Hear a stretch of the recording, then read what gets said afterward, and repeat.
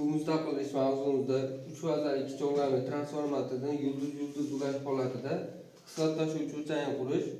Bundan bizga kerak bo'ladi manba, ulovchi simlar, 3 cho'lg'ami transformator, quvvat koeffitsiyentini aniqlovchi qurilmamiz, ampermetr, voltmetrlar kerak bo'ldi. Bunda biz yulduz ulashimiz kerak ekan. Bunda birinchi kirishdagi cho'lg'amimizda yulduz ulaymiz. Chiqishdagi esa ikkinchisini ham yulduz ulaymiz. Va chiqishdagi buni hozir transformatorimiz salb ishlash holatida chiqishdagi kuchlanishini aniqlab olamiz.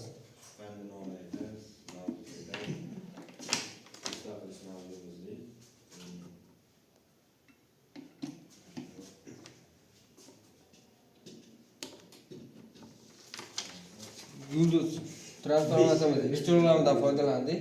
Birinchi cho'lg'amni yulduz, ikkinchi cho'lg'amni ham yulduz ulab oldik va chiqishiga salb ishlash holatida kuchlanishga ulab qo'ydik. Bunda manbani yoqamiz.